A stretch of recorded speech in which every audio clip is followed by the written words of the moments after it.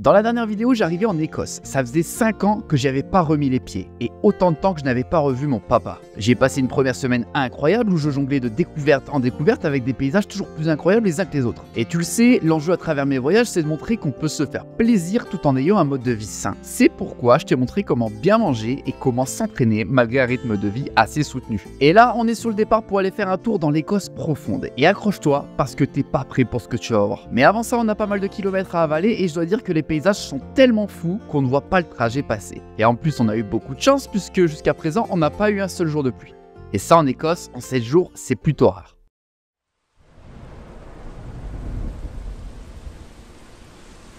Merde, j'ai parlé trop vite. La pluie a finalement fini par arriver.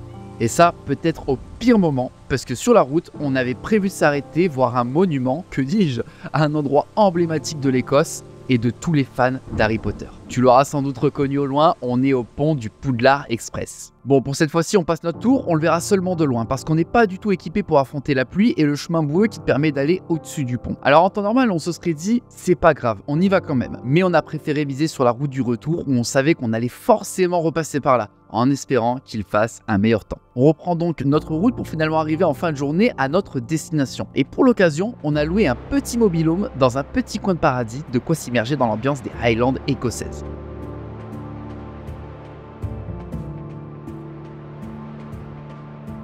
Qu'est-ce qu'il y a? Bien, je vais rentrer.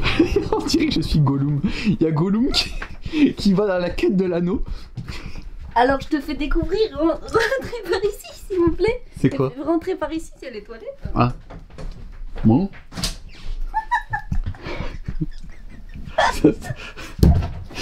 Ça fait 5 minutes. Ça fait 5 minutes, elle me dit va dans les toilettes. Ça te fait rire. Bah oui, parce que il y a forcément quelqu'un qui est en train de faire les toilettes, en train de jouer à Candy Crush et là on ouvre. Ah, c'est bien, c'est la touche. C'est sûr, pourquoi ils ont... Mais je pense qu'ils ont fait 2 portes pour l'autre chambre. Mais c'est dire il faut bien fermer là. Allez, laisse-moi faire caca. Je te laisse faire. Et voilà. Qu'est-ce que tu nous fais de bon? Et la bouillie pour cochon. Ben bouillie pour cochon. Et qui c'est les cochons? C'est nous. C'est moi. Je fais un porridge. Comme ça. C'est bien pratique ça. Quarter, c'est pour une personne, c'est très bon. Oh merci, tu m'as fait mon porridge. Oui, ça c'est pour toi. Oh, c'est gentil. Franchement, à ce moment-là, on se sent vraiment bien. On est un peu dans ce mood de, tu sais, quand tu vas à la montagne dans un chalet bien douillet et qu'il fait froid dehors. Et bah là, c'est pareil. Et qui dit ambiance cocooning, dit une bonne raclette à manger, évidemment. Une petite raclette dans un petit chalet, une petite caravane. On est bien, on se sent bien.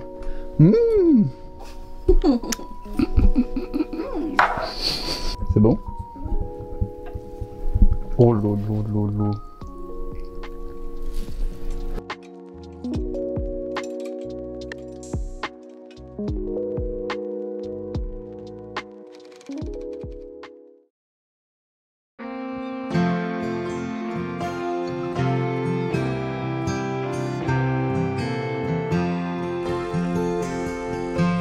Hello! Ce matin, on a pris le ferry, direction l'île de Skye, petit café qui va bien, on a pour une petite demi-heure je pense. Rien que là, les paysages, ils sont incroyables, ça promet, l'île de Skye, ça va être incroyable, ça va être fou, j'ai vu des images, ça va être la folie. J'espère que je vais pas le dégueuler con. Ça y est, on est parti. On s'apprête à vivre une des étapes les plus incroyables de notre périple en Écosse. On prend le bateau direction l'île de Skye, une île emblématique aux paysages surréalistes. Et vraiment, je pèse mes mots. J'ai beaucoup voyagé ces dernières années et je peux dire que c'est définitivement un des endroits les plus beaux qu'il m'ait été donné de voir. Alors le temps n'est pas incroyable, mais à vrai dire, je trouve que c'est ce qui donne du charme au paysage. Et je suis même personnellement ravi que le temps ne soit pas totalement dégagé, sinon j'aurais été déçu, je pense. Il y a un double arc-en-ciel. It's a double rainbow! Holy shit!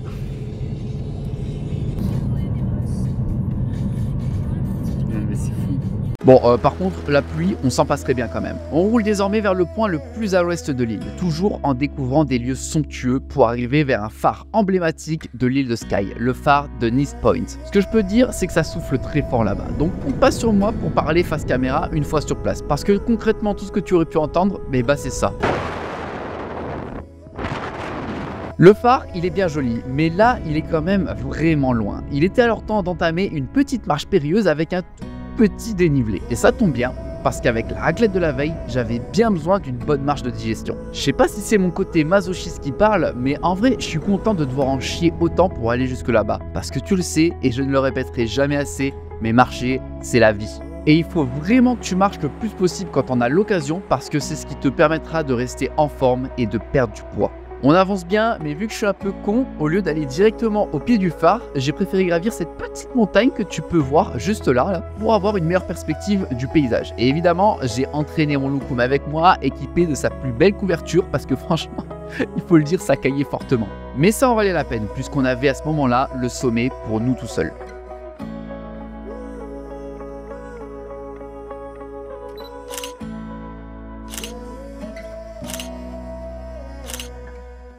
Bon, c'est bien beau, mais faut pas qu'on traîne, parce que ce que je t'ai pas dit, c'est qu'on a qu'une seule journée pour faire tout le tour de l'île et voir le plus de spots possible. Alors que normalement, il en faudrait au moins 3. On enchaîne les paysages de ouf sur paysages de ouf. On a l'impression par moment d'être au pays des hobbits, de traverser des forêts enchantées ou d'être dans Braveheart. J'ai vraiment un accent de merde.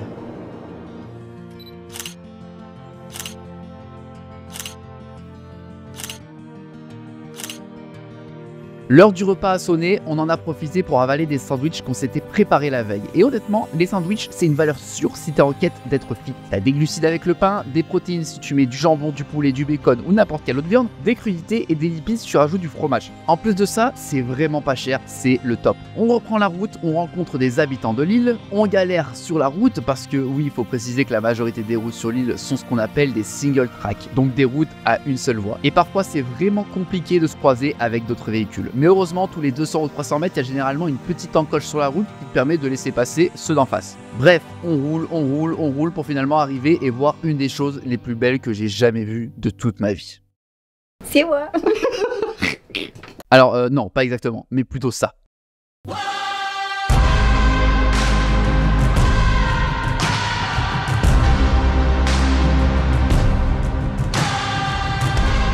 Nous voici dans le Kinrang. C'est une formation géologique d'origine volcanique née d'un glissement de terrain sur le Trotternish. Sincèrement, je suis scotché par ce paysage. T'as compris le jeu de mots un peu? Scotché, on est en Écosse, scotché. Bref, il est vraiment difficile de partir de là tant je prends mon pied à observer cet endroit. Et c'est vraiment dommage que le temps nous manque. Mais ce que je peux te dire, c'est que j'ai déjà prévu de revenir là pour en profiter vraiment. Je sais donc que ce n'est que partie remise.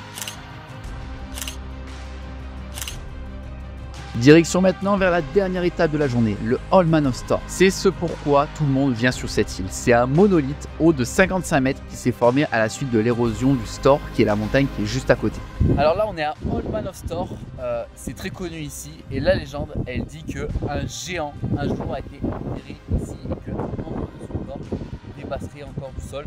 C'est le rocher qu'on voit, évidemment. Et à ton avis, ce membre de ce corps, c'est quoi? Et bah, c'est son pouce. Oui, tu es déçu, moi aussi. Il se fait tard, il est maintenant temps de rentrer. J'en profite pour contempler ce magnifique paysage qui m'offre comme un dernier cadeau avant de partir.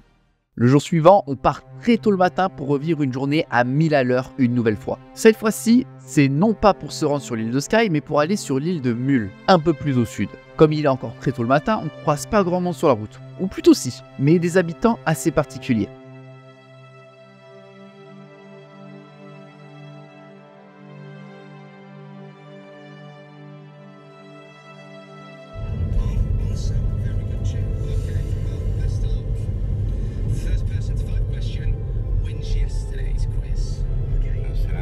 Oh la vache, je me suis cosso. Ouais.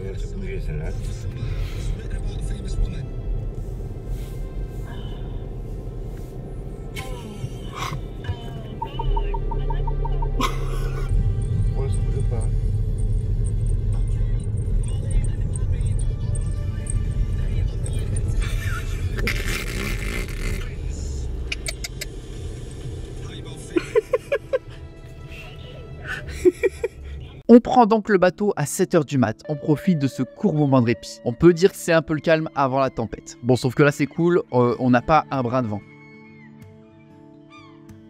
On débarque à Tobermory, une petite ville portuaire aux maisons colorées. J'adore l'ambiance. On en profite pour s'arrêter dans un café avant de prendre de nouveau la route. Alors d'habitude je ne mange pas le matin, mais là j'avoue que c'était trop tentant. Alors oui, un brownie bien fat dès le matin c'est bizarre, mais franchement il me faisait de l'œil dans la vitrine. Bon et puis tu sais je suis pas vraiment le genre de mec à prôner une alimentation où tu vas te frustrer. Donc si t'as envie d'un truc, tu te fais plaisir et puis tu équilibres avec le reste de ta journée et en bougeant. Bon c'est pas le tout, mais faut qu'on bouge. Et plus on roule dans les Highlands écossaises, et plus je me dis qu'il faut vraiment qu'on revienne ici faire un road trip en van. Parce que quand je vois tous ceux qui sont venus ici en van, je me le dis qu'ils se sont vraiment mis bien. Bref, on arrive dans un lieu qu'on ne s'attend vraiment pas à trouver ici en Écosse. Et non, nous ne sommes pas aux Maldives, mais bien au Royaume-Uni. Est-ce que tu pensais un seul instant qu'il était possible de trouver des plages comme ça au sable blanc dans un pays comme celui-ci? Franchement, moi, je pensais pas. Même à Bali, les plages, elles étaient pas aussi belles. Tiens, regarde la preuve. Bon, en même temps, t'as vu, je te montre les plages de Bali, ça fait pas rêver, hein. C'est blindé de pollution, c'est abusé. On profite naturellement de l'instant, mais pas trop, parce que encore une fois, on n'a qu'une seule journée pour faire l'île. On remonte en voiture, direction une autre plage à quelques kilomètres seulement. Et ce qui me fascine ici, c'est que tu as des prairies verdoyantes et magnifiques à perte de vue, directement en bord de mer. Ça fait vraiment un contraste incroyable. Et dire qu'il y a des gens qui viennent s'isoler, habiter ici. Et bah eux, je peux te dire qu'ils sont bien. Est-ce que tu veux venir faire ta retraite ici? Une petite maison là, ça serait pas mal, non? Ils ont l'air bien ici. Je pense que je préférais le canal. Il y a personne qui les emmerde. Oh, pardon. Moi oui. Moi oui. On profite encore quelques instants, d'autant plus que pour le coup, cette île est vraiment épargnée des touristes. Et vu qu'on est des gros insociables de merde, et bah nous on kiffe ça, se retrouver tout seul. La pause de midi arrive, on retourne sur Tobermory pour se restaurer. Et pour ça, quoi de mieux que de goûter El Famoso Fish and Chips, une spécialité du Royaume-Uni que tu dois absolument goûter si tu vas là-bas, et qui plus est celui qui a reçu le prix du meilleur Fish and Chips cette année, s'il vous plaît, messieurs dames. Et d'ailleurs pas si cher que ça, à ma grande surprise, ça nous a coûté qu'une petite dizaine de livres. Franchement, sartec le Fish and Chips. Le temps presse, on reprend la route parce qu'on a encore un bon bout de chemin à parcourir, et mine de rien, on en est toujours au point de départ. On est sur le point d'emprunter une des routes les plus incroyables de toute l'Écosse. Du moins, on est sur le point. Oui, parce qu'il faut pas être pressé.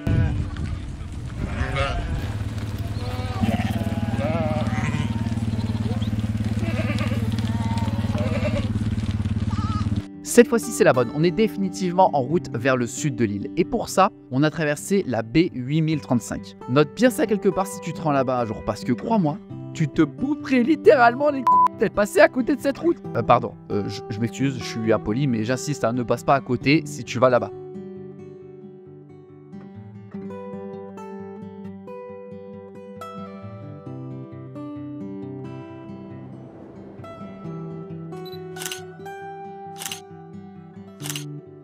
Le soleil se couche, mission accomplie. On a réussi à voir ce qu'on a voulu voir. Il est temps de rentrer dans notre petit gîte pour y passer une dernière nuit avant de déjà prendre la route du retour vers notre maison. Alors la grande question c'est, est-ce qu'on va se retaper la pluie ou est-ce qu'on va avoir un peu de chance et enfin aller voir le fameux Poudlard Express? Et bah oui, in extremis, hein, puisqu'il passait pile au moment où on est arrivé en bas du pont. Et regarde ça, parce que c'est une des rares fois où tu verras Mouloukoum courir pour autre chose que de la nourriture.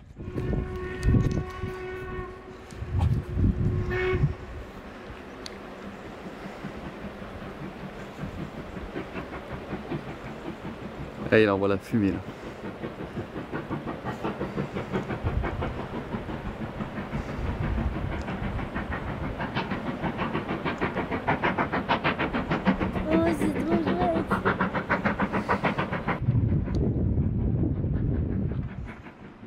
T'es contente d'avoir vu le pont?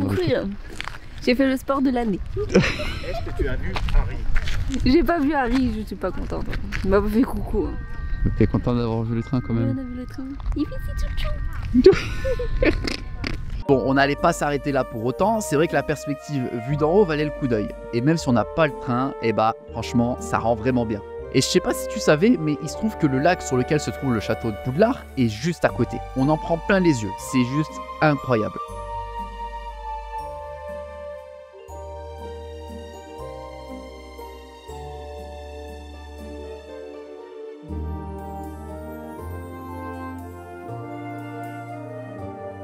Et c'est pas tout, mais on a faim. C'est l'heure de casser la dalle. Avec les bons vieux sandwichs qu'on ne présente plus, hein, tu connais, valeur sûre. On a même un autre train qui passe sur le pont. Alors non, c'est pas le Poudlard Express cette fois-ci, mais c'est quand même stylé. On reprend la route direction Glencoe. Et là, on se prépare à en prendre plein la vue parce que les paysages sont juste incroyables.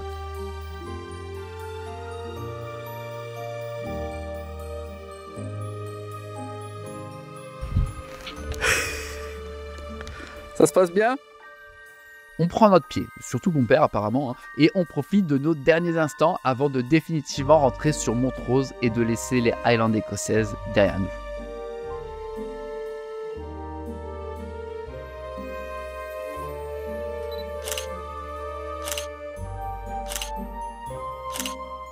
C'était un séjour éprouvant, beaucoup trop court certes, et franchement, j'ai qu'une hâte, c'est d'ores et déjà de revenir et de prendre le temps de bien profiter de cet environnement complètement lunaire. Mine de rien, ça fait quand même du bien d'entrer pour retrouver notre petite routine le temps de quelques jours, rattraper le travail qu'il y avait à faire, bien manger et bien s'entraîner. Mais le séjour en Écosse n'est pas totalement terminé puisqu'il reste encore une étape phare avant de prendre l'avion.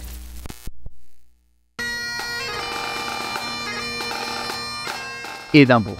J'étais déjà venu quelques fois ici et franchement, je suis jamais déçu d'y revenir. Une ville avec une atmosphère unique, vraiment, il faut y aller pour le ressentir. T'as l'opportunité d'y aller un jour, franchement fonce, parce que t'arrives vraiment dans un univers totalement différent du nôtre. Ça a du charme, on y mange plutôt bien, bref, on s'y sent bien.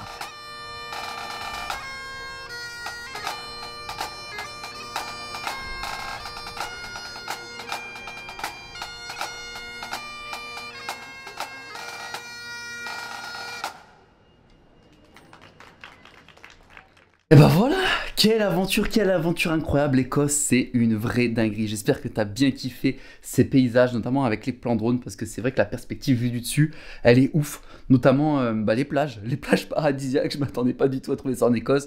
Donc c'était fou. J'espère que ce petit format t'a plu. T'as vu, c'est des vidéos qui sont vraiment beaucoup plus travaillées. Ça m'a pris beaucoup de temps pour les faire. Ça a pris beaucoup d'heures d'enregistrement. Il faut penser un petit peu à scripter un petit peu tout ça pour que ça soit un récit un peu sympa. Donc si t'as kiffé ce genre de vidéo, je t'invite à me soutenir. Bah, tu peux t'abonner, tu peux commenter, tu peux pourquoi pas partager ça sur les réseaux, en story ou comme tu veux, tu vois. Le but c'est de partager ça, de montrer que c'est possible d'avoir un lifestyle sain, de voyager, de kiffer, de profiter, de bien manger, de quand même s'entraîner, d'avoir un mode de vie sain tout simplement. Et c'est vraiment le message que j'essaye de prôner au quotidien. C'est ce vers quoi je tends le plus. Là sur mes réseaux maintenant, je pars vraiment sur ce mode simple. Voilà, simplicité, où t'as pas besoin de te faire chier à faire 15 000 exercices complètement farfelus pour progresser, ou pas besoin de t'emmerder avec ta diète à chercher ce qui est le plus optimal en termes d'index glycémique, pain complet, pas pain complet, chocolat 70%, 90%, tout ça on s'en fout vraiment. Là, c'est ce que j'essaie de montrer avec ça, et je vais de plus en plus le montrer à travers mes vidéos, et puis en espérant te faire découvrir un petit peu les voyages en t'emmenant avec moi. Voilà, donc là on est en retour en France pour un jour seulement, on repart déjà dès demain. Tu vois, je suis en train de préparer mes affaires, je vais me chauffer. Alors là on va à l'autre bout du monde. C'était une première pour moi là en Écosse. J'ai pris juste ce sac que tu vois là. À la base j'étais venu avec ce sac, celui-ci, plus en mode tortue, le sac marron que tu viens de voir, c'est un sac nomade en fait, où tu mets ton ordinateur, ta caméra, tout ça. Et au moment de partir, la veille, je me suis dit, tu sais quoi, je vais essayer de la faire en mode minimaliste, je vais enlever tout ce dont j'ai pas besoin, et je vais essayer de prendre qu'un seul sac. Et j'ai pris, du coup, que ce sac. J'ai fait, bon, c'est que 15 jours, donc ça va, ça passe. Là, on part pour une durée indéterminée. On a pris un ticket aller simple. Et bah, je vais faire la même. Finalement, mon gros sac gris, je vais le laisser ici. On va essayer de faire au plus simple. Parce que vraiment, ça change la vie quand tu voyages léger. Déjà, ne serait-ce que pour l'avion, ça te coûte aussi moins cher. Tu as moins de problèmes, tu as moins de chances qu'ils te disent « Ah bah non, votre sac il est trop gros, ça passe en bagage, etc. » Donc forcément, ça revient beaucoup moins cher déjà. C'est plus simple. Prends ton ticket direct, tu n'as pas besoin d'aller au comptoir. Tu passes, même l'aéroport, c'est plus rapide. Enfin bref, voilà. Donc là, le gros challenge, c'est que je vais essayer du coup de prendre que ce sac et de voyager avec ça. Donc voilà, donc encore une fois, si t'as kiffé, n'oublie pas de me soutenir, tu likes, etc. Je la refais pas. Nous, on se retrouve pour une prochaine vidéo qui seront désormais un peu plus travaillées. Voilà, je vais me faire plaisir. Même si ça touche pas grand monde, c'est pas grave. Le but, c'est de me faire kiffer. Moi, ça me fait des souvenirs. Je me régale après quand je les re-regarde. Donc voilà, en tout cas, nous, on se laisse ici. Prends soin de toi. On se dit à la prochaine. Et bye.